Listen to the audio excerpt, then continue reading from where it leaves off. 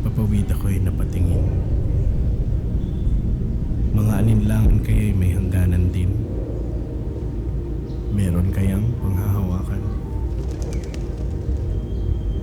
Isang pangakong hindi tayo iiwan at hindi mapabayaan.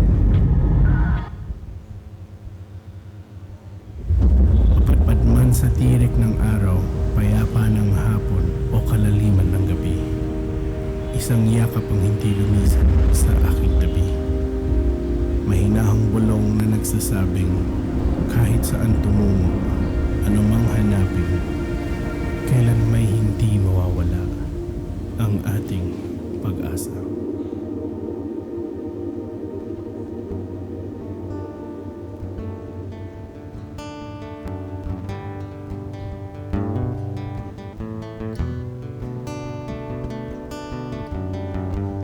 Magandang hapon po sa ating lahat.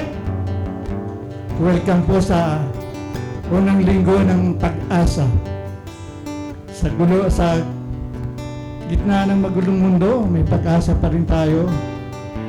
Buksan muna natin ang ating word ngayong hapon ito bago tayo sumamba sa Panginoon. Dito po sa Psalms 117, sabi po rito, Panginoon, hindi pala, nagkamali pala ako. Purihin ninyo ang parangalan ng Panginoon, kayong lahat ng mamayan ng mga bansa, dahil napakadakila ng pag-ibig sa atin ng Panginoon, at ang kanyang katapatan ay walang hanggan. Purihin ninyo ang Panginoon. Pupurihin po natin ang Diyos, hindi dahil sa ating mga natatanggap sa Kanya.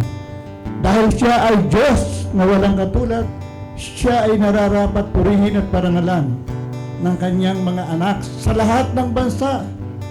So ngayong hapong ito, Holy Spirit, asun po ang aming mga kamay at ikaw po ang mag-lead sa amin ng aming mga boses para parangalan ka ngayong hapong ito. Salamat po, pagpalain po ang panambahang ito. Ganon din po ang mga salita na aming bubulayin mamaya, Panginoon. Ngayon pa lamang, hinahin po namin na mangyari ang kalooban mo, hindi ang kalooban namin. Maraming po salamat, Ama, sa pangalan ni Jesus. Amen. Purihin po natin ang Panginoon.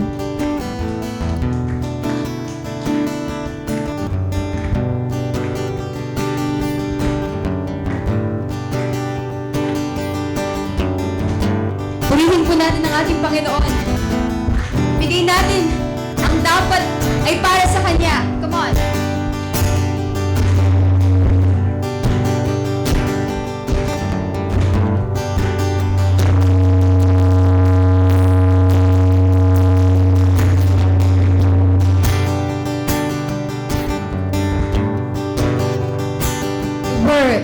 Your word is true. It will never fail. Are so secure that you will carry us through. Seasons will change, sun and moon will fade away, but our hope is sure that forever you reign. Let it be as you have said.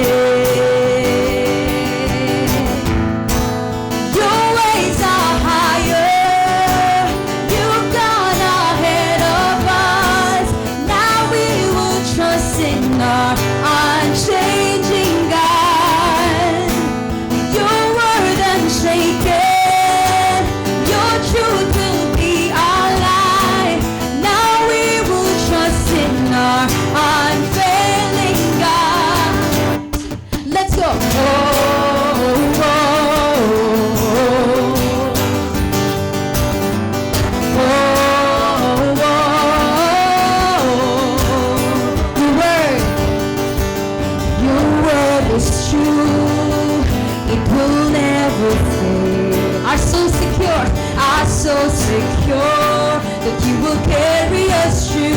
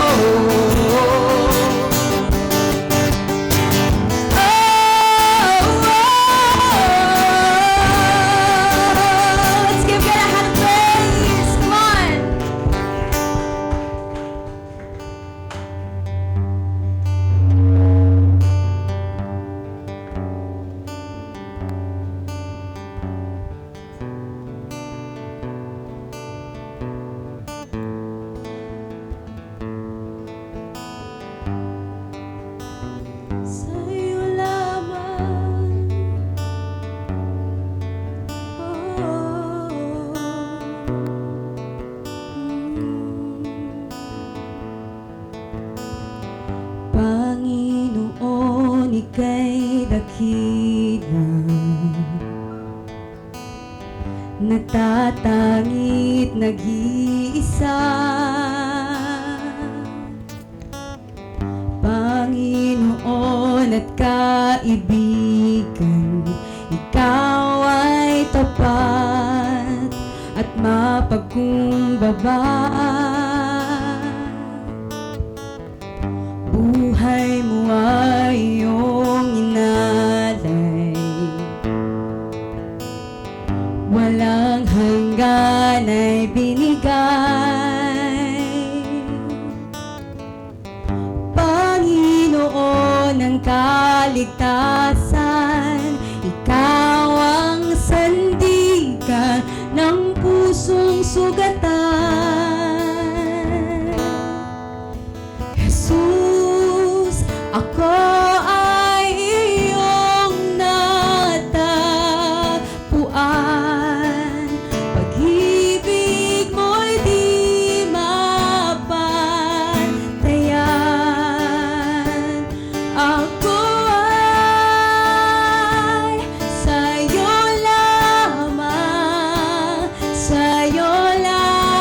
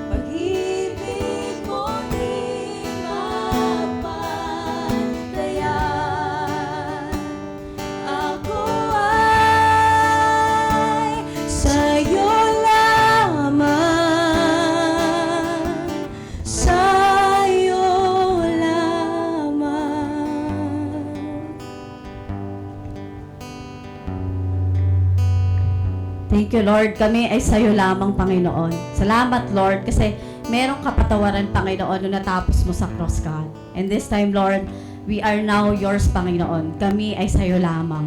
And thank you, Lord, for as we continue to worship God today, let me encourage you with this word.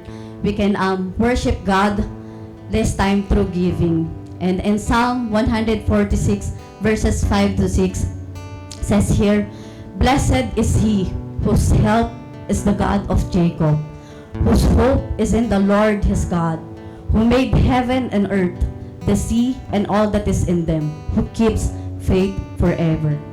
Sabi dito, no, blessed is he whose help is the God of Jacob. You know, Jacob, kung familiar tayo, no, galing siya sa angkan nila Abraham, and anak siya ni Isaac. And Jacob, doon sa Israel, sila yung covenant ni Lord, yung people of Israel. And sabi dito, whose hope is in the Lord his God.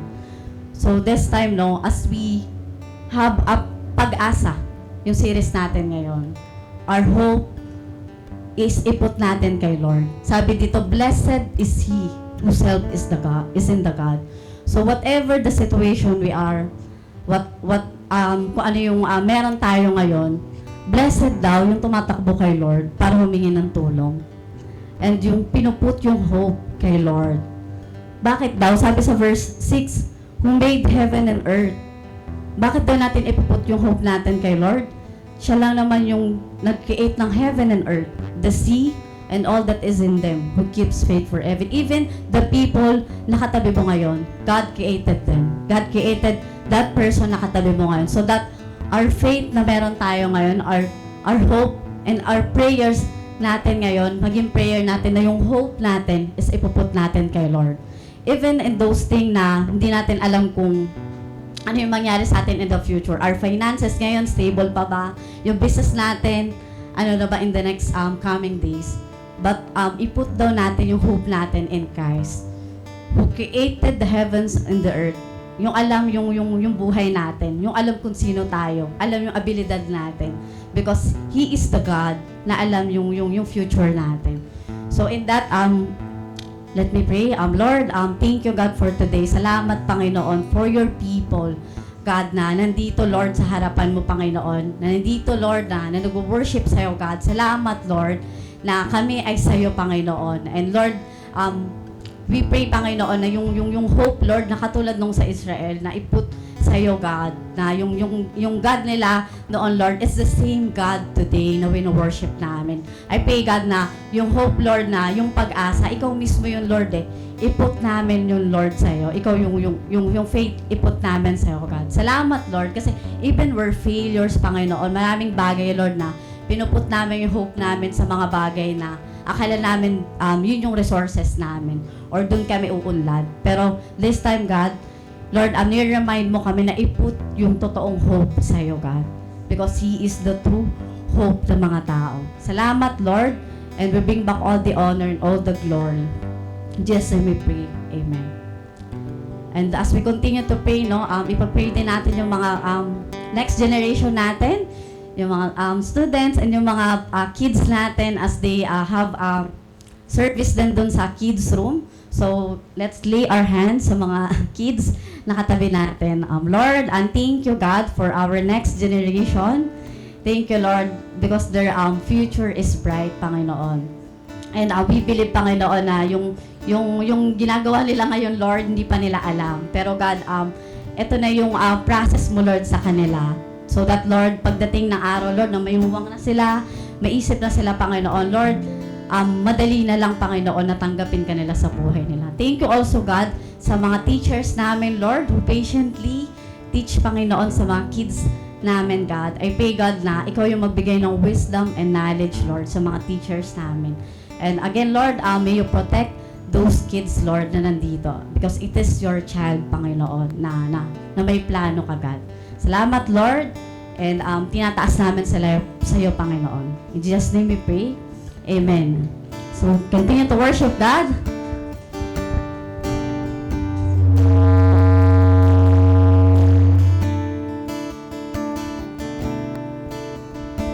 Thank you, Lord, for this afternoon.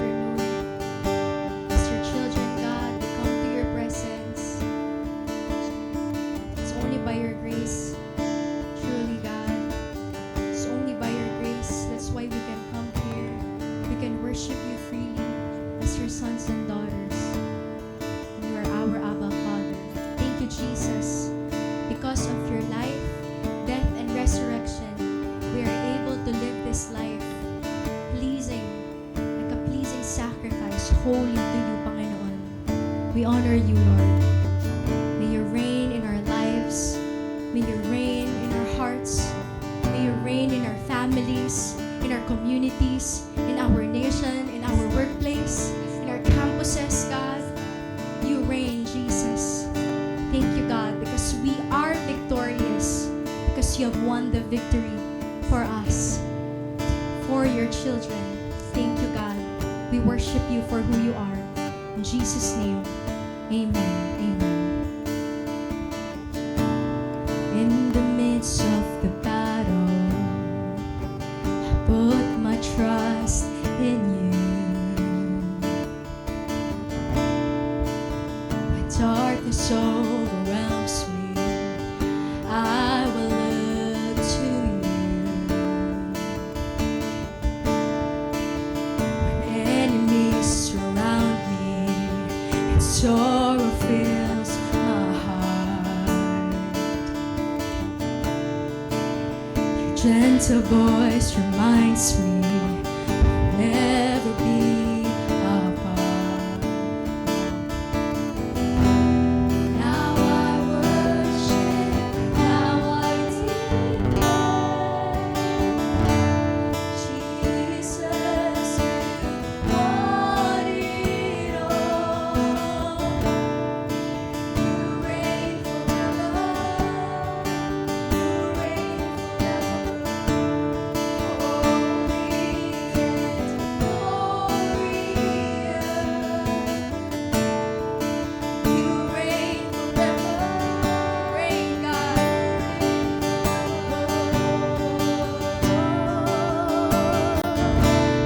In your love everlasting, I find my victory. Every fear is defeated. Every fear is defeated. I know you are with me. Now I worship. Now I declare, Jesus, you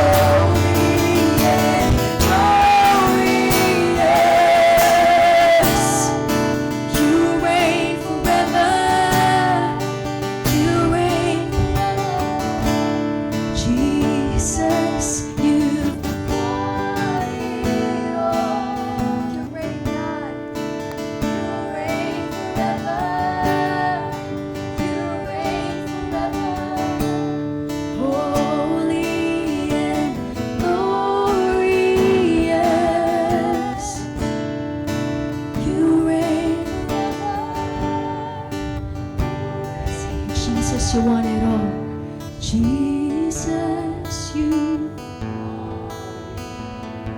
want it all, God. Thank you, Lord. You reign forever. You reign forever. You're holy and glorious. You reign forever. You reign forever. You reign forever. You reign forever. You reign forever.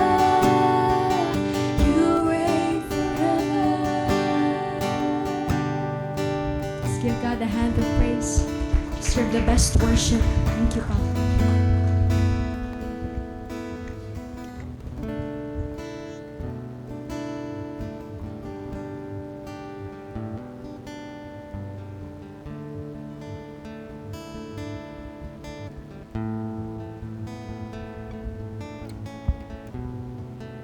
Romans chapter 4, verse 13 to 25. For the promise to Abraham and his offspring that he would be heir of the world did not come through the law, but through the righteousness of faith. For it is the adherents of the law who are to be heirs. Faith is null and the promise is void. For the law brings wrath, but where there is no law, there is no transgression. That is why it depends on faith, in order that the promise may rest on grace and be guaranteed to all his offspring, not only to the adherent of law, but also to the one who shares the faith of Abraham, who is the father of us all. As it is written, I have made you the father of many nations, in the presence of the God in whom he believed, who gives life to the dead and calls into existence the things that do not exist. In hope he believed against hope, that he should become the father of many nations, as he had been told, so shall your offspring be. He did not weaken in faith when he considered his own body, which as good as dead, since he was about 100 years old, or when he considered the barrenness of Sarah's womb. No unbelief made him waver concerning the promise of God, but he grew strong in his faith as he gave glory to God, fully convinced that God was able to do what he had promised.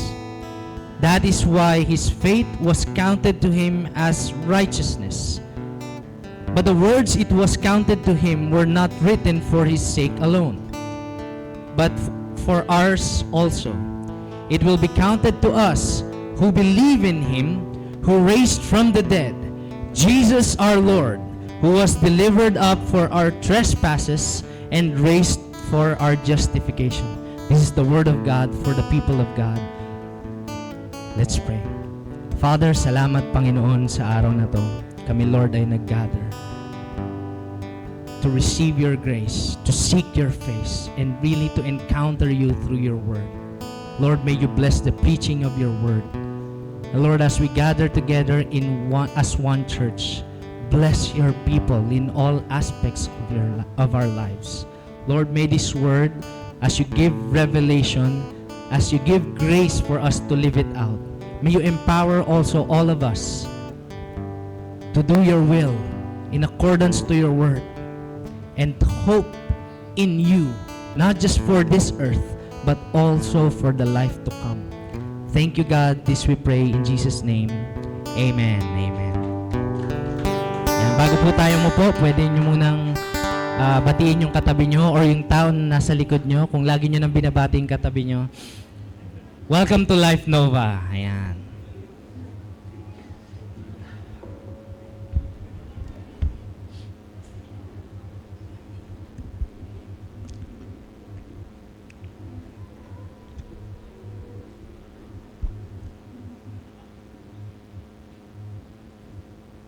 Sabi sa verse 1, bilis ng intro agad, no? Let's take this slowly. We are on a brand new series entitled Pag-asa. Ayan. And sabi mo sa katabi mo, Pag-asa. Okay. For those of you who came for the first time, ako si Jo Marie, isa ako sa Campus Missionaries, isa ako sa local church leader here, and some of you may know si Pastor Tim is our resident preacher in our 2 p.m. service. But for now, nasa Cavite siya ngayon, visiting our Life Cavite community and really helping our church there to grow and believe God that they would be magkaroon sila ng increase not just in numbers but also in faith, because they are believing for a location or a venue na gagatheran nila consistently. Yan. And I want to show you a picture of my family. This is my family. Yan. And that's my wife, Crystal, and my son, Peter. Peter. Yan. Walking on water with salbabida. Okay. Alright. Okay, so, and last 2 weeks, nanggaling kami ni Pastor Tim sa Iloilo also to help our church there, especially our leaders, in terms of reorganizing and vision planning to reach out more communities, especially sa mga community na, well, kasi bundok at saka malapit sa dagat. So, yung mga community na malapit doon. And last Saturday lang kami nakabalik. Diretso si Pastor Tim sa Cavite. After that, the day after that, ako naman diretso ng higaan. Hindi, biro lang. Kasi pagod. Meron ding class naman dito. And yan, so, he tasked me to preach on our 2 p.m. service and to report to you about our churches. Wow, kala mo talaga. In behalf of Pastor Tim, our churches in Cavite and in Iloilo are growing healthy. Palakpakan naman natin si Lord. Yan, so I hope na one day makapunta kayo sa mga churches natin yan, and not just to have a vacation but also to help them. Pero gano'n na rin. Lalo na mainit ngayon, di ba? Kanina nga nagpe-pray yung ating co-or, nagpapasalamat kami kay Lord kasi meron tayong aircon sa kabila ng mga mga kainitan sa labas, di ba? So, kung meron kayong mga kakilala na naiinitan sa labas, invite nyo sila dito sa kahit ano lang, di ba? Okay. So we are starting a brand new series called Pag-asa, and hindi ito yung weather forecast kung mainit o malamig. Pag-asa means hope. Yan. And ilan sa inyo dito naranasan nyo ng umasa? Malalim yung hugot ng mga singles natin Okay. So let me cite for example, sa mga estudyante muna, ilan sa inyo dito naranasan nyo ng umasa sa isang group member nyo sa project na magkakagrupo-grupo daw at gagawa ng thesis, pero pagdating nung meet-up, naglalaro lang. Ilan sa inyo umasa na kayo sa effort or kahit man lang monetary ambag, pero wala pa rin. Okay. So umasa ka tapos na-dash down yung pag-asa mo, di mo na siya sinamin sa next groupings. Do you get the feeling of umasa tapos hindi hindi natugunan or hindi nangyari yung inaasahan mo? Ilan sa inyo naman, sa mga men na single, ilan sa inyo naranasan nyo ng umasa? Ay, wala, ako lang. Okay. Yan. Magpaasa. Wow. Grabe, no? Men na ngayon ang nagpapaasa. Or kung iba naman, para balanse, yung mga babae din kasi minsan, pag sa mga single po ito, mga estudyante, close your eyes. Sa mga single na babae na niligawan, tapos umasa ka na kasi nafu-fall ka na, pero bigla kang ginost. So alam nyo na yung feeling ng umasa ka na. Yan, ito. For some, lalo na ito mainit na mainit. Ang galing pa ng oven. For some of us, marami tayong inaasahang magagandang mangyari sa ating bansa ngayong malapit na yung eleksyon. At marami tayong mga inaasahang tao or politiko na laging nagsasabing makasisiguro kang gamot ay laging bago. Hindi, Mercury pala yun. Makakasiguro ka sa aming plataforma, proyekto, ganyan. Ilan sa inyo, meron na kayong mga listahan kasi medyo na pag dumaan na yung sasakyan nila na may jingle, napapasabay ka na. Di ba? Nandun na yung plataforma sa kanta. So, kadalasan umaasa tayo.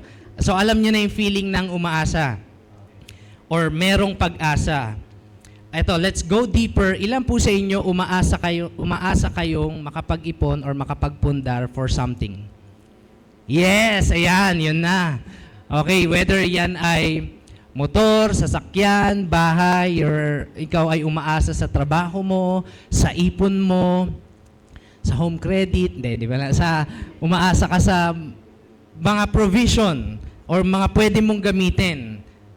And kapag tayo ay umaasa at hindi nangyayari or hindi na tutugunan yung or hindi nangyaring gusto nating mangyari, yung pag-asa natin nagda-die down. As a result, yung iba umaasa na lang sa ibang paraan or yung iba hindi na umaasa pang muli. Naks, parang ano na yun kanta na yun Pero sa tindi ng, alam nyo ba na yung pag-asa natin, whether sa isang tao or sa isang bagay, tumitindi yan, depende sa sitwasyon. At kadalasan, kapag nawawala yung tindi ng pag-asa natin, kapag on 3 levels, number 1, kapag naaalala natin yung past life natin.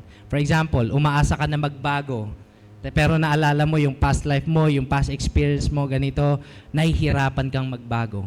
Nadadash down yung pag-asa. Or, yung mga present situation na mahirap.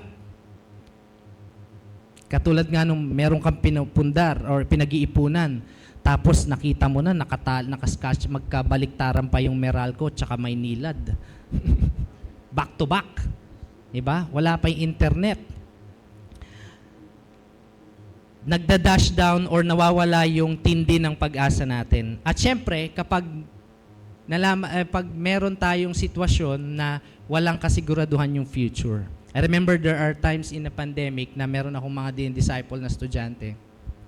Kasagsagan, fresh na fresh yung pandemic, ayaw na nilang mag-aral. Hindi daw kasi certain yung future. Baka daw masakop tayo ng iba na lang yung pag-aralan niya.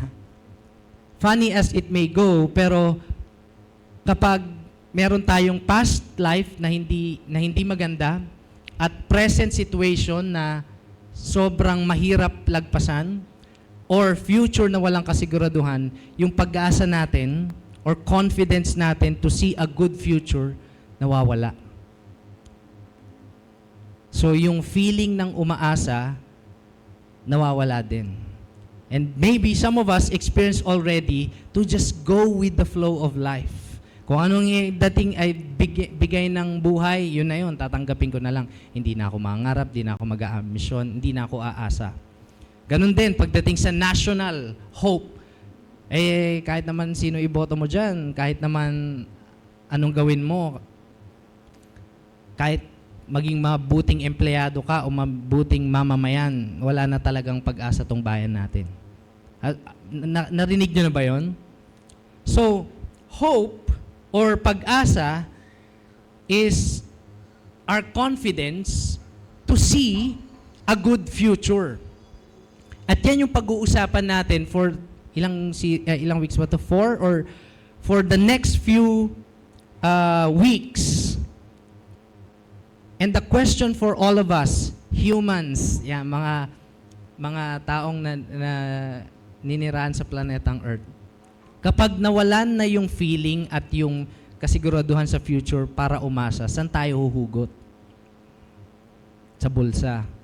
Pagka hugot mo sa bulsa, wala din. Wala ring pag-asa. Saan tayo humuhugot? Kaya marami ring tao, pinapalipas na lang nila yung oras nila sa entertainment. Scroll up, scroll down. Lahat na ng klaseng scroll. Kasi wala nang pag-asa.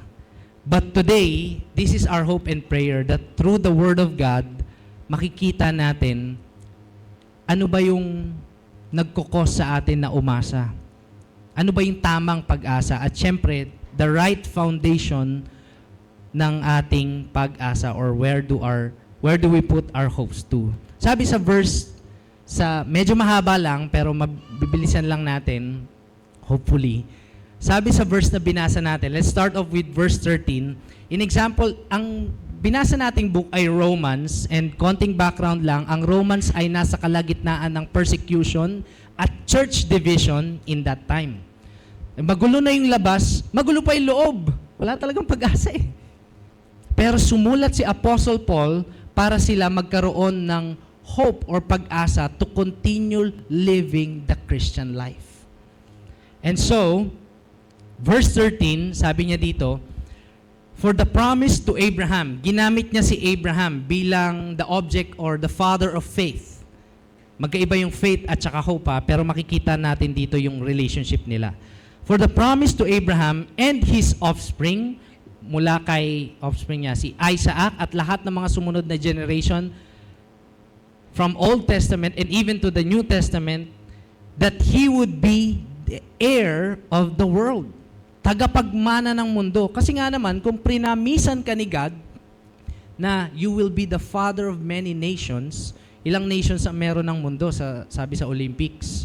Kung father ka nun, sa yung lahi nang galing yon, talaga naman that you will somehow, in other words, really inherit the world.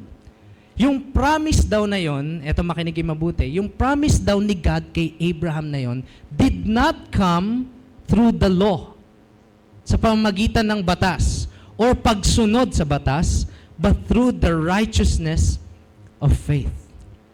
Question, may batas na ba nung panahon ni Abraham? So tama yung sinabi ng verse 13 na yung promise ni God kay Abraham, hindi niya nakamtan dahil sinunod niya yung batas kasi wala pang batas nun. But by righteousness of faith. Naniwala lang siya kay God at sumunod. Punta ka dito. Go to the land that I will show you. Magtiwala ka, magkakaanak kayo ni Sarah. Nagtiwala, sumunod. Minsan nga, sumasablay pa pero patuloy na sumusunod. Wala pang guidelines, wala pang rules, pero sumunod si Abraham. By faith, not by law or righteousness by law. Ilan sa inyo, mga kapatid, sumusunod kayo sa batas trapiko o sa batas, kunwari, sa mga may sasakyan, motor, kapag red light, anong ibig sabihin ng red light dito sa Pinas? Kasi ba, pag green, go. Pag yellow, medyo go. Pag red, bilisan mo. Hindi, biro lang. Hindi, stop yon, stop.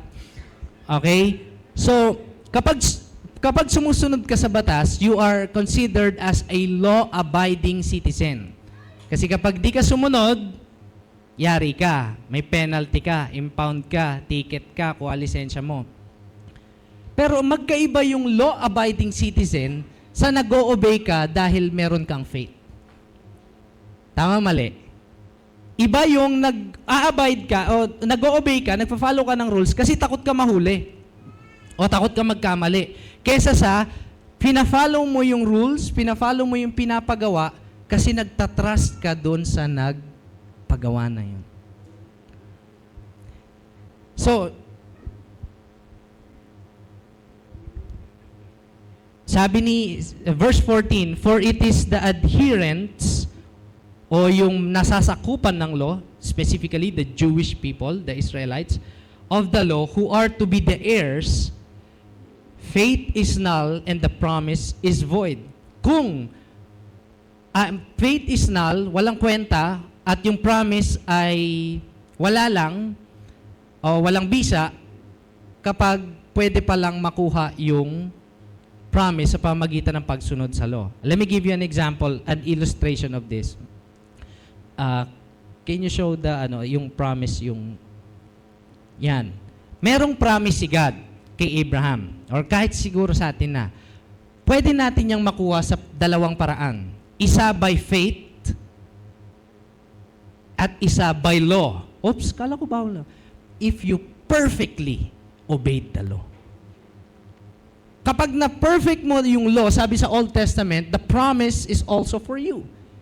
The question is, may naka-perfect ba ng law? At yung law na tinatawag dyan, hindi lang yan yung Torah, which is yung first five books ng Bible, pero also the Mosaic Law, yung law na binigay ni God sa Mount Sinai, including the Ten Commandments, and also yung law of commandments na tinatawag na pagdating sa civil and ceremonial law. Naalala nyo yung law sa Israel na kapag sila ay may kapatawaran ng kasalanan, mag-aalay sila ng ganito. Ceremonial law yon. So, kapag sinunod mo daw yon, perfectly all of your life, an eye for an eye, tooth for a tooth, kapag nasunod mo yon, baka mapunta sa iyo yung promise. Perfectly. Buong buhay mo, wala kang mali. The problem is, walang makasunod. At sabi dun sa verse 15, for the law brings wrath. Kala ko ba, di ba yung word ni God, puro law? Paano yung it brings wrath or parusa? Whenever you disobey the law of God in the Old Testament, and even, lalo na in the Old Testament, it brings punishment. So, promise, tuparin mo perfectly gamit ang law, pwede, pero kahit isa lang, hindi mo natupad, punishment. So, sabi ni Apostle Paul, but where there is no law, there is no transgression. Ano pa? E di kung ayaw natin ng walang sin o walang paglabag sa batas, alisin na lang natin yung batas. And so, pag inalis natin yung batas, gugulo yung mundo, kanino ang tama at mali, pumatay ako dito, pumatay ako dyan, sa tingin ko tama naman yun. Chaos. Kinuha ko to, kahit hindi sa akin, kasi feel ko lang, chaos. Walang batas. So, for where there is no law, kung walang batas, wala ring paglabag ng batas. And imagine our world today na unti-unting yung batas or yung tama at mali nasa say na ng isang individual. Para sa'yo, tama yan. Pero para sa akin, mali yan. Walang batas-batas. Pag mali sa akin, mali sa akin. Kung tama para sa akin, tama para sa akin. Kahit ano pang nararamdaman mo. Buti na lang merong batas na nagbibigay standard sa lahat ng human feelings at human perspectives. Kaya naman, ang promise kay Abraham, verse 16, that is why it's not dependent on law, that is why it depends on faith. Sabi din ng Ephesians, o yung isang verse later, faith, in order that the promise, yung promise daw ni God para kay Abraham, kapag siya ay naniwala, it would rest on grace. Ano ibig sabihin nun? Pagpalagay mo na ito, example, isang worship leader natin, si Jasmine, nagkita kami dyan sa hall, and then bibigyan ko siya ng candy. Binigyan ko siya ng candy dahil ang galing niya magpakanta. Naks. Pochi. Yan. Para hindi na siya magaling kumanta pagkatapos. Hindi, biro lang. So, binigyan ko siya ng reward. Kasi magaling siya kumanta. Wala pa siyang, para mabigyan siya ng reward, kailangan niyang kumanta. So, kapag ang isang bagay, o ang promise ni God, ay tinatrabaho mo, pag nakamtan mo yung promise na yon, promise pa ba yon? O ang tawag na doon ay bayad? In the same way, kung nakamtan ni Abraham ang pagiging father of many nations sa pagsunod niya sa batas, hindi na yon grace, hindi na yon faith. Ang tawag na doon, due or bayad sa ginawa niya. But it rests on grace and be guaranteed to all his offspring, Dahil hindi kaya ni Abraham at ang kaya niya lang ay maniwala, si God yung gumawa ng paraan para matuloy yung promise at yung covenant for all generation. So, faith ni Abraham, picture it as this, faith ni Abraham nakapaloob sa grace ni God. Kahit magkamali si Abraham nang hindi niya sinasadya, sasaluhin siya ni God. Pero kapag by law, pag nagkamali si Abraham, isang beses lang, punishment. And there's no covenant anymore. That is why it depends on faith. And the faith, the promise rests on grace. Not only to the adherent of the law, but also to the one. So, adherent of the law, ito yung mga nasa sakupan ng law, which is yung bayan ng Israel. But also to the one who shares the faith of Abraham. Sabi ng Galatians sa atin, if anyone is in Christ, hindi yung new creation, we are also offspring ni Abraham. Tignan mo nga yung katabi mo, kumukhang Jewish. Mamula-mula, ganun. Okay? Hindi yon, pero spiritually, kung si Abraham at lahat ng lahi niya ay anak ng Diyos, sino man ang na kay Kristo ay merong karapatang maging anak ng Diyos. So, the promise for Abraham is also for you and me. Ano ba yung promise na yun? To inherit the world, to be successful and prosperous in the eyes of God, to fulfill your call and purpose and meaning in your life. Yun ang promise na nasa sa atin. As it is written, ito yung promise kay Abraham, I have made you the father of many nations in the presence of God in whom he believed, who gives life to the dead, description ni God, who gives life to the dead and calls into existence the things that do not exist. So, ganun ka bang kapangyarihan si God na kahit kaya niyang calls into existence the things that do not exist, wala, pwede niyang lagyan ng meron. Ganun siya makapangyarihan na kahit mukhang imposible sa human, posible sa Kanya. So, kung kaya niyang gawin yung mga bagay na yon, kanino dapat tayo umasa pagdating sa ulam natin bukas? Ganong kaliit na detail. Kanino tayo kailangan nating umasa para matuloy yung pagtatrabaho natin at makapag-provide sa family? Kanino tayo kailangang umasa kung kaya niyang mag-bring into something that does not exist? Kanino tayo dapat umasa kung meron sa kapamilya natin may sakit? Kanino tayo dapat umasa? Verse 18, eto na. In-example niya na talaga. Zoom in sa buhay ni Abraham. In hope, he believed against hope. Ano ibig sabihin nito? Tignan natin. That he should become the father of many nations, as he had been told, so shall your offspring be. He did not weaken in faith when he considered his own body, which was as good as dead, since he was about 100 years old, or when he considered the barrenness of Sarah's womb. Ibig sabihin ng hope against all hope, believe against hope, kahit wala nang kapag-apag-asa, umasa pa siya. Ilan sa inyo na try nyo na maglaro ng any game, kahit mobile game o kahit sports? Kunwari basketball, yung score ng kalaban nyo 80, sa inyo 50. Lumamang-lamang pa sila 90, sa inyo 50 pa rin. Fourth quarter na, sila 150 na, sa inyo 52.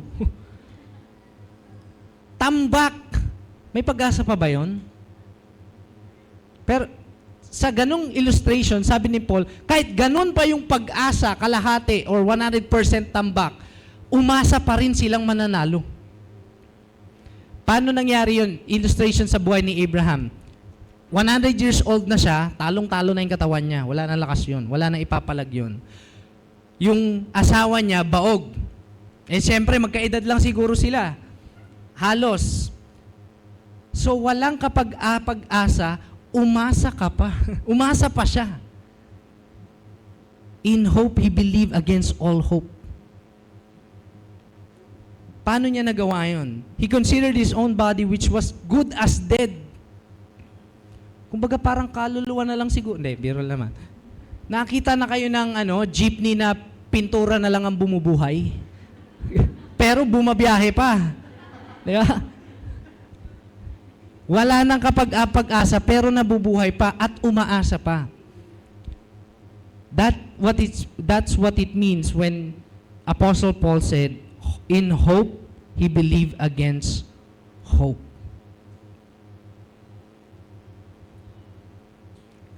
Umaasa pang manalo. Umaasa pang magtagumpay.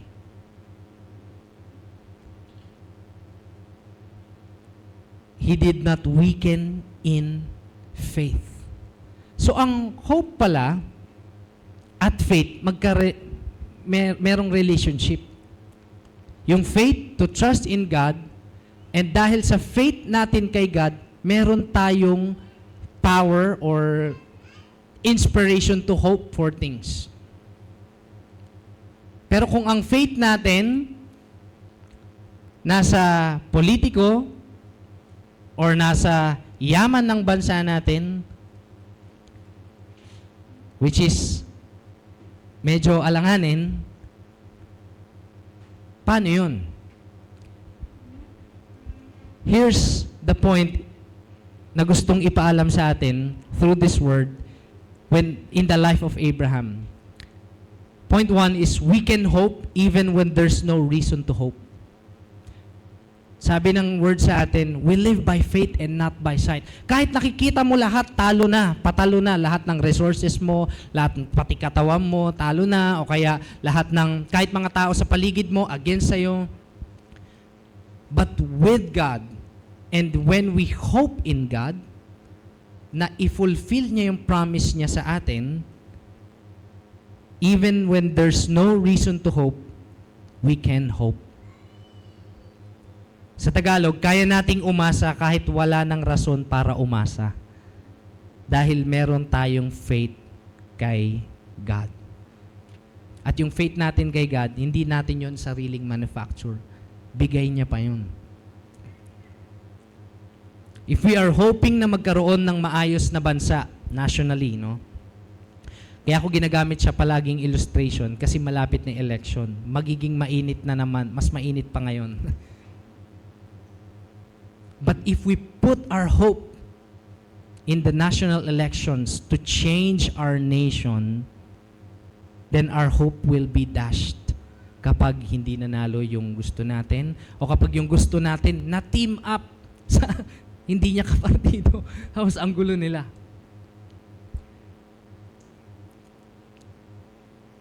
Anong solution doon, Coach? E di wag nang umasa or in context, e di wag nang bumoto. By no means. Dahil nga, meron namang tayong God.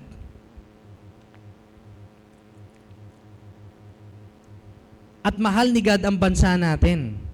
Isa pang illustration, ilan po kumalat na tong issue na to sa social media mga nakaraang taon at hanggang ngayon. Maraming mga magulang, nilalagay nila yung hope nila sa anak nila. Kumbaga parang nireklamo pa sa social media, ginagawa akong investment ng mga magulang ko. Kasi sa akin nakaasa na ako ang mag-aahon sa kanila sa hirap. While that may be true, and alam mo yon, maraming story ang Pilipino ganun. Kaya lang, tao din yung anak. And if that person, that anak would fail, wala na. Baka mag-suicide na yung mga magulang. Kasi wala nang pag-asa para makaalis sa kahirapan eh. But if their hope is on God, then may game changer yung story. Not saying na nililigtas natin yung anak. Of course, sabi din ng 1 Timothy sa atin, sino man na anak na hindi mag-provide para sa relative o sa pamilya, for immediate family, is worse than an unbeliever. Kumbaga, it's simply saying, it simply means, yung pagtulong ng anak sa magulang, it goes without saying. Hindi na kailangan nilang i-require Baka naman, parang ganyan. Hindi naman baka naman. Hindi na kailangan magparinig. Kasi do you get what I mean? Kung nilalagay natin yung hope natin, whether sa leader, magiging leader ng bansa, or sa anak natin na feeling natin mag-aon sa atin sa hirap, then our hopes will be dashed because these people are only humans. They will fail. Kahit best friend. People change. Alam mo, nagbago ka na. Nung sumahod ka sa paluwagan, hindi ka na naghulog. Nagbago. Daming experience si Coach Taps, ha?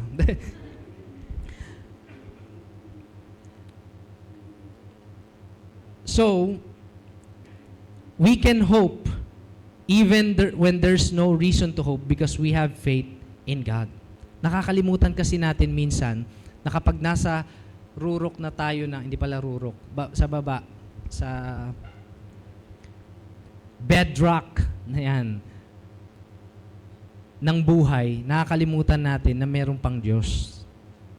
Meron pang Diyos. Meron pang God. In fact, si God nga ang nag-create ng lahat ng bagay. Verse 20, no unbelief made him waver concerning the promise of God. But he grew strong in his faith as he had glory to God, fully convinced that God was able to do what he had promised. So, balik tayo sa context ng buhay ni Abraham. Sabi ni Apostle Paul, nung kinukwento niya yung buhay ni Abraham, wala daw unbelief or pagdududa na nagpa-wishy-washy ng kanyang faith. Kumbaga, maniniwala ba ako o hindi? Naku, parang alanganin ako dito, baka hindi kami magkaanak. Kahit na ginawa niya yon, ni-restore naman siya ni Lord, yung kay Hagar. Pero naniwala pa rin siya, kahit nagkamali na siya, hindi siya, tinuloy pa rin yung promise. Sa kanya, hindi punishment na lang, puro punishment na lang na-receive niya from that day on. Tinuloy pa rin ni God yung promise.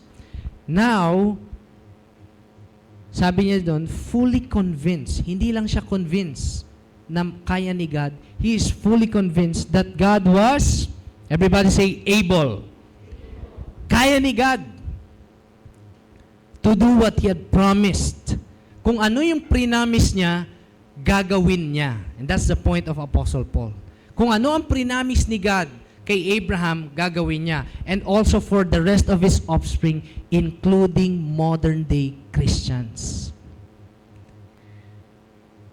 Did God promise you something through His Word? Hold on. Baka hindi sa timing mo. Or baka nga may mas maganda pang plano si Lord. Hold on. Fully convinced na kaya ni God. Point number 2 I want to share is this.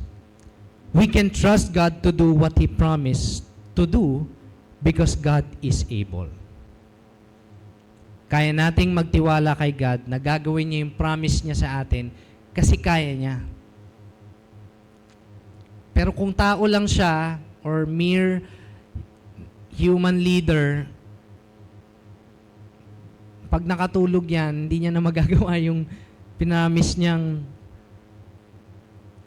sa bayan. Kunwari umaasa ka, grabe umaasa ka ng pagbabago sa barangay nyo. Sana magkaroon ng maraming basketball court, ganyan. Umaasa ka ganun. Tapos andyan na si Mayor, iba yung ginawa niya, nagbigay siya ng trabaho. Sayang, hindi basketball court. nawala yung pag-asa mo.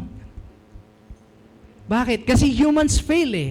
Balik pa rin na lang natin yung example, sorry. Humans fail. But God never fails, katulad nung kinakanta natin, and He is able. He is able. That is why we continue to gather together every Sunday sa life group, sa one-to-one, sa mga trainings natin, lagi nating inaalam yung faithfulness ni God. Kasi may mga times, meron tayong pinagpe-pray kay God, hindi naman according sa will niya, tapos minsan pag hindi natutupad, siya sabi natin, di pala ako mahal ni Lord. O baka hindi kaya ni Lord?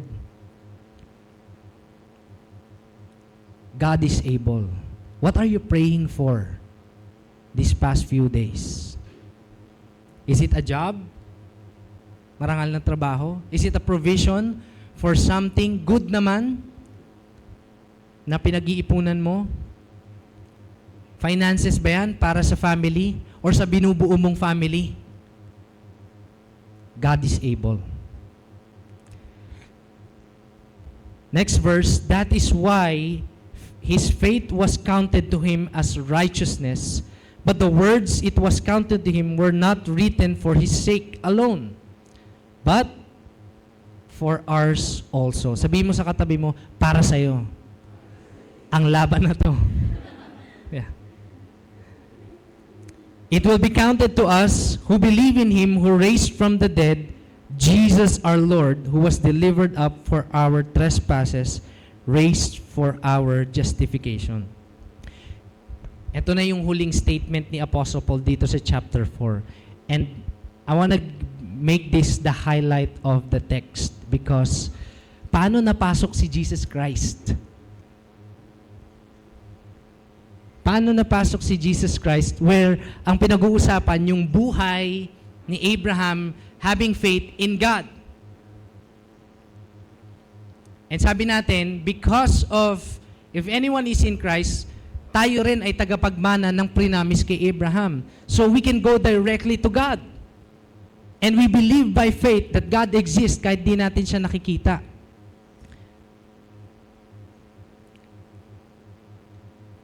Jesus Christ is the proof of God's faithfulness. When God gave His one and only Son, sa lahat ng kinakatakot ng tao, hindi lang punishment ang kinakatakot ng tao. Ang ganda kasi, hinighlight ni Apostle Paul, the risen Jesus, the resurrected Jesus Christ. Because of all humanity, there's one thing we fear, and that is death. Magkakasakit ka, ilan sa inyo takot kayo magkasakit? O yung iba, paglagnat lang coach, kaya yan, bioflu lang yan. O sige, COVID, gano'n. Cancer. Maraming takot. Eh, di ba ang cancer o yung mga matitinding sakit leads to death? Ilan sa inyo takot mamatay? Either accident or by sickness or whatever. All men fear death. Kapag death na yung isang tao, wala na yung marireceive na promise. But, here's the game changer. Because Jesus Christ bore the sin of humanity and died on the cross, and after the third day, He rose again. Jesus Christ defeated the one thing that destroys promise. One thing that destroys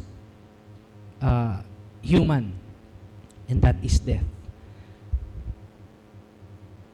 Sabi niya, in Him who raised from the dead, sa lahat ng naniniwala, who believe in Him, Jesus, who raised from the dead, Jesus our Lord, who was delivered up from our trespasses and raised for our justification. Ibig sabihin mga kapatid, posible ang promise ni God sa atin dahil sa death and resurrection ni Jesus. Ibig sabihin nun mga kapatid, posible, hindi pala posible, kaya pa nating umasa sa mga mabubuting bagay in the future because of the resurrected Jesus Christ.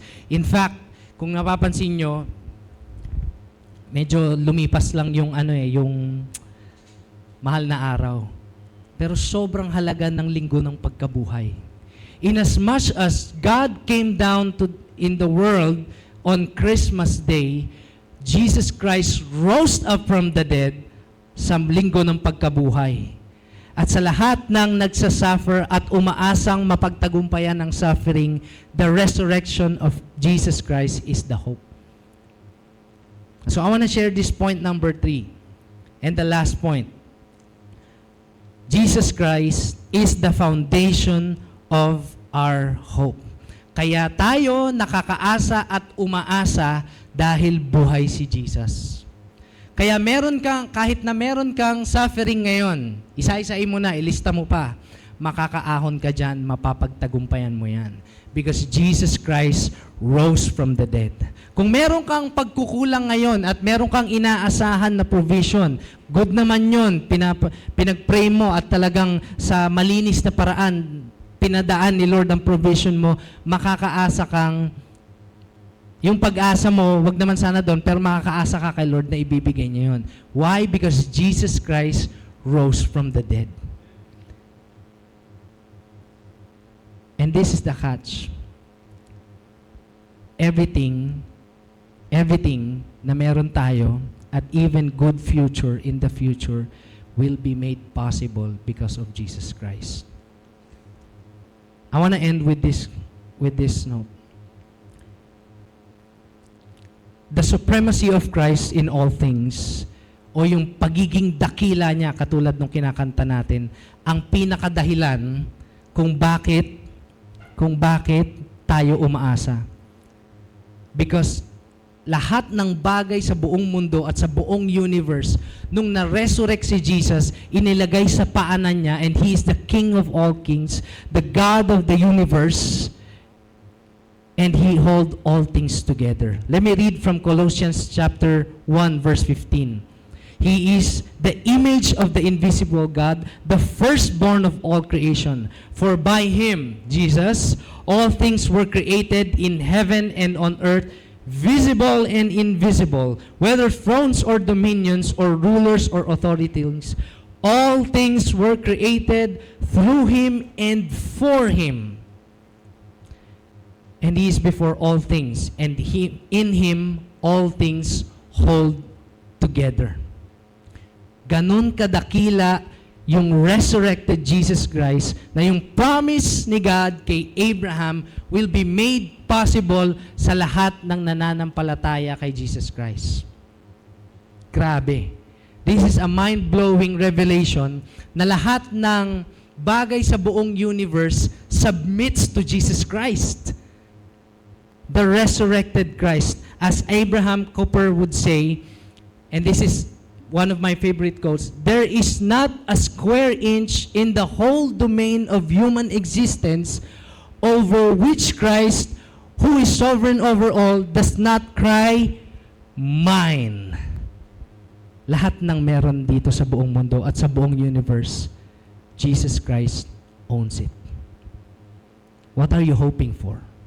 What are you praying for? Saan nakalagay yung pag-asa mo? Sa tao? Sa bagay? Sa past experience mo ng buhay? O kay Lord, the risen Christ. Let's all stand. And we're gonna pray. And I want us to, today,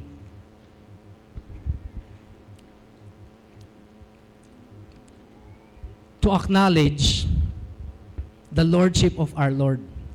Hindi lang si Lord Jesus, hindi lang niya tayo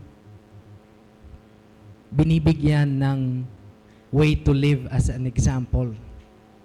Kala natin kasi kapag tayo ay naging Kristiyano, Jesus is the good example. And that's good, that's right. There's truth to that.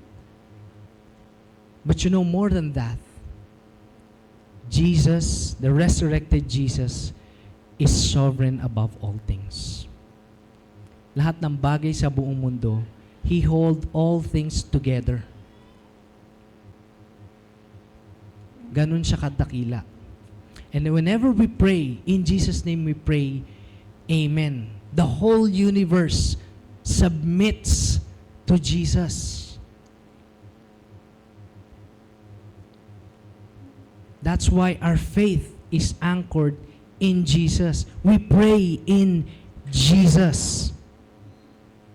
Christmas is about Jesus.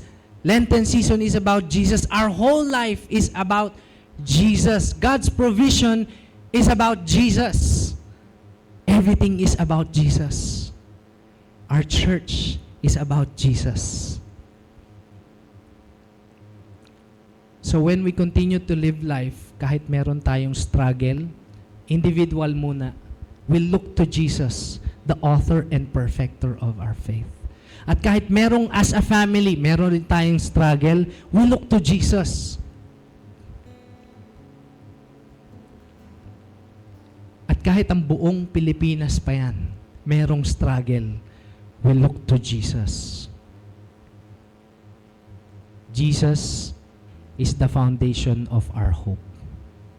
Kung tayo man ay umaasa sa ating trabaho, kung tayo man ay umaasa sa ating pamilya, kung tayo man ay umaasa sa ating bansa o sa ating bayan, or kung tayo man ay umaasa lamang sa ating sarili, now is the time that we put our hope to Jesus, the sure foundation. He will never fail us. He will never leave us.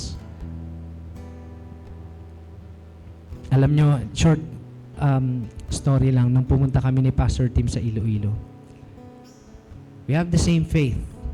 For Sanova, we are hoping for a venue, our finances, our provision para sa ating Fairview Terraces worship services. Ganon din sila. They're hoping for something. They're hoping na mas marami pang ma-reach out na tao. They're hoping for barangay tanods na ma-reach out. They're hoping for Seamans na ma-reach out. They're hoping for NPAs na makakilala kay Jesus. And it is really comforting to encourage them that in all things, sa lahat ng mga pinag-hope nila, if Jesus is the foundation, hindi sila bibuguin ng Panginoon. Back to Nova. What are we hoping for? Individually at as a church. Let's pray.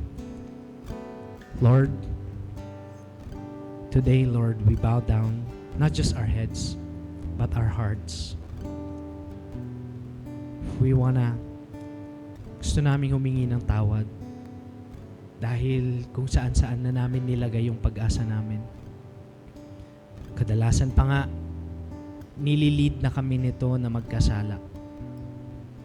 Pero dahil siguro sa hirap ng buhay, o sa hirap ng sitwasyon namin, kinagat na namin yon. Doon na namin nilagay yung pag-asa. Nakalimutan ka namin. Nakalimutan namin na merong kaming Diyos na makapangyarihan sa lahat. The God who created the heavens and the earth.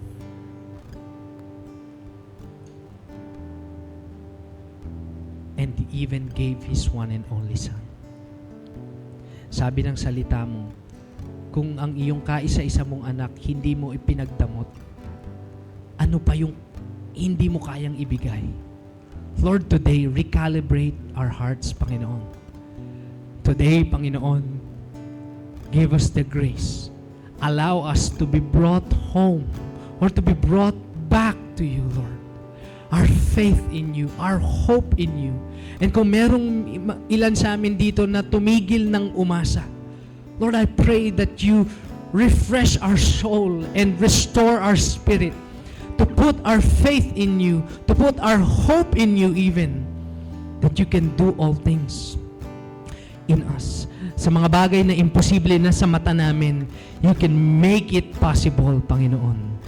Kahit pa yung mga nakikita namin sa paligid ay wala ng kapag-apag-asa, binibigyan mo kami ng rason. Ikaw mismo ang aming rason para umasa sa pagbabago, hindi lang sa aming bansa, even sa aming personal na buhay. Panginoon, today isinusurrender namin yung mga bagay na hindi nakaka-honor sa iyo. At umaasa kami, Panginoon. Umaasa kami na babaguhin mo kami paunti-unti according to your will, according to your own timing. That you will restore us and transform us like Christ. Lord, gone are the days na paulit-ulit kami sa kasalanan. Today is the day that we will hope again for a new and better lifestyle. Lord, also renew to us the passion, Lord God, to go and make disciples. umasa ulit na kami ay gagamitin mo in spreading the kingdom of God in our families, in our communities, sa mga kaibigan namin, sa mga kamag-anak namin. Umaasa kami, Panginoon, na mga kapamilya namin, masave mo rin, Panginoon, makakilala din sa iyo, Lord. Dahil alam namin at naniniwala kami na yun din naman ang kagustuhan mo. Umaasa din kami na gagamitin mo kami for your mighty purpose. Here first for Novaliches City, to Quezon City, and to the rest of the nation, and to the rest of the world. Lord, bring us back to that faith, that where we can dream again for our church, that you would make us envision a good future for our church, starting this first step to move our services sa Fairview Terraces, Panginoon, where people will gather, Panginoon, and many doors will open up for more people to come in at gamitin mo kaming Life Nova, Lord God, to preach the amazing grace of God to them. Lord, pinagpe-pray din namin, hindi lang ang aming church, kundi ang buong body of Christ. Umaasa po kami, Lord God, that you will use all Christians this day forward to change the world, Lord God. As your kingdom come, your will be done on earth, Lord, as it is in heaven. We pray, Lord God, for unity among Christians, Lord God, across the globe. And Lord, bilang Life Nova, maliit man kami, but you have called us to all, starting in the way of the least. Panginoon, marami pong salamat dahil ngayong araw na to, nire-revive mo na ang hope namin. Na bawat isa sa amin aasang muli, Lord God. At yung pag-asa namin ngayon, wala na sa mali, kundi nasa tama na. Ikaw yun, Lord. You, the resurrected Jesus Christ, our Lord and Savior. You reign forever, Lord. Sa aming puso, sa daigdig, at sa buong sanlibutan, sa buong universe, forever and ever. Amen. Amen. Let's worship God.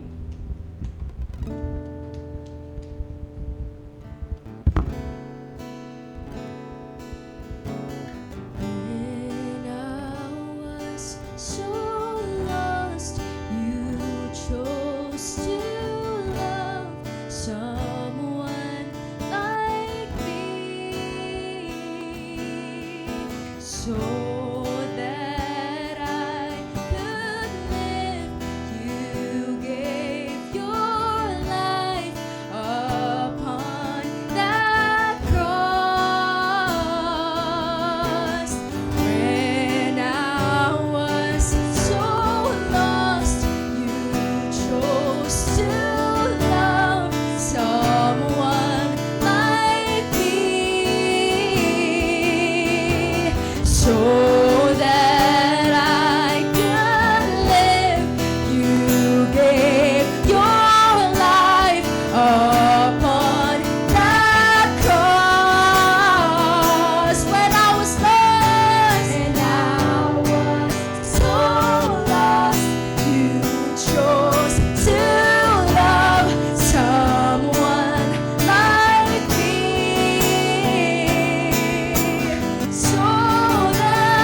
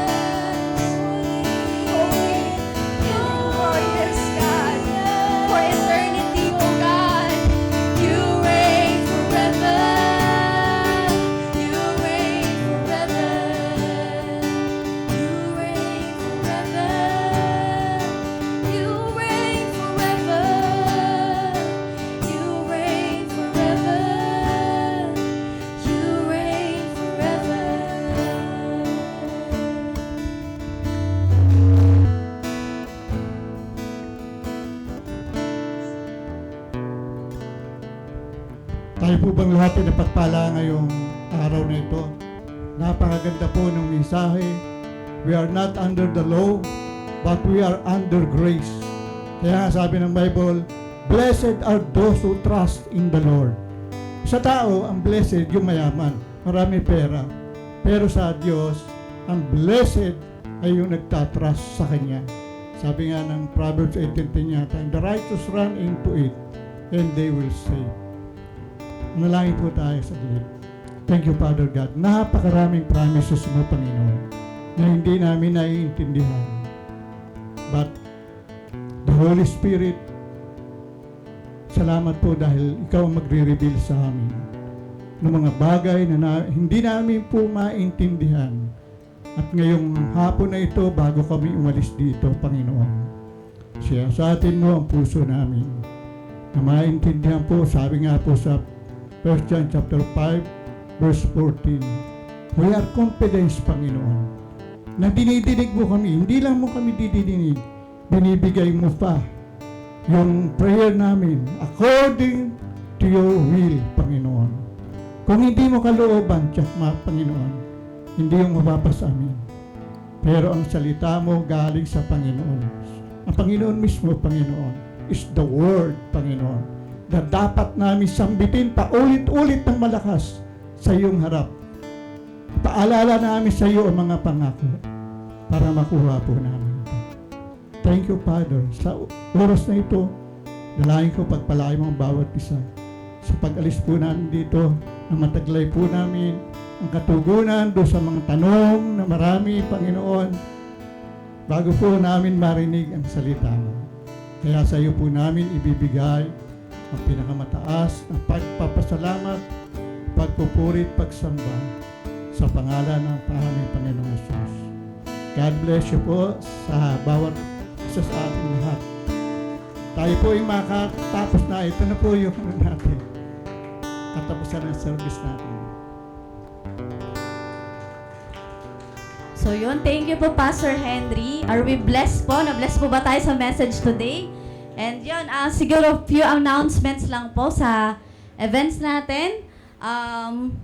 Meron po tayong ongoing life in His Word. So sa lahat po ng finishers o tapos na po mag-life day or victory weekend, pwede pa po tayo humabol, mag-register sa Life in His Word. Nag-start na po siya last week, Saturday. 5 Saturdays po to. Dito po tuturuan tayo lumalim sa salita ni Lord. And then second, still ongoing pa rin po yung Race for Life natin, na registration. So yan po, gaganapin po yan sa August 16, 2025. So yun po, hanggat may slot pa po, yung takbo para sa pangarap sa mga real life students natin na talagang nakapagtapos ang pag-aaral dahil sa tulong ng ating or sa din ng Race for Life. So yung takbo po tayo para sa pangarap ng mga kabataan. Yun, again, yung mga pwede nating puntahan na person, kung gusto po natin mag-register, nasa labas po sila. You can approach Queenie, yung discipleship team natin, si Coach Jom, yung nag-preach kanina, si Coach Tabs. So yun, you can approach them regarding the registration ng Life in His Word and Race for Life. And of course, ang last natin, eto bagong-bago, syempre the great purpose din ni Lord sa atin, of course sa church natin. So meron tayong movie for a cause. So yan. So 950 pesos po siya. Bali ang movie for a cause natin, ang title, The King of Kings. So gaganapin po siya sa Ayala Mall, Fairview Terraces. And again, ang proceeds benefit po na ito mapupunta sa natin, Life Nova Project FT natin. So yon, familiar naman na tayo, na-inform na tayo na one of this months, lilipat na po tayo sa Fairview Terraces, magkakaroon tayo ng service doon. So yun po, yung magiging benta nito or yung kikitain, isa din sa gagamitin natin sa expenses doon sa Fairview Terraces. So yun po, hopefully po mag-join tayo as one church na talagang yung purpose ni Lord, yung mauna, lalo sa church natin. So yun, let's watch also the video or trailer po ng The King of Kings. Let's watch this video. Excuse me for just a moment. May popcorn po nakasama na yung natin. May popcorn. You are not King Arthur! Charles, you're going to tell him a great story about forgiveness. Can we do this without the cat? Stop right there. Our story begins 2,000 years ago when baby Jesus came into the world. Wait, stop. If it's not about a king, then I'm not interested. This story is about the King of Kings. If you're with me, then I know that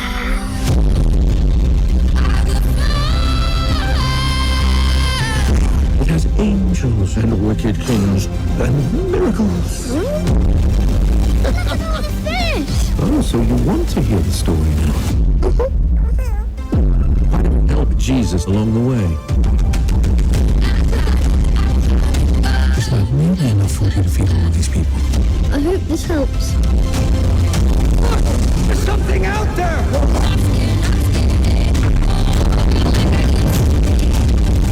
Don't be afraid. This was a miracle to some, but a threat to others. Why don't we just turn the people against him? open up my eyes and see. And I'm not only wishing, dreaming. Make him! Can't we help him? Yes, but not the way you think. Thank you, Daddy. It's time. I will fly. This is what my father wants. I'll accept it, and so should you. You see, a true king serves his subjects.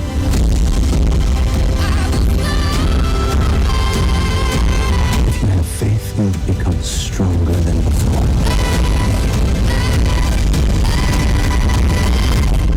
It is a great story.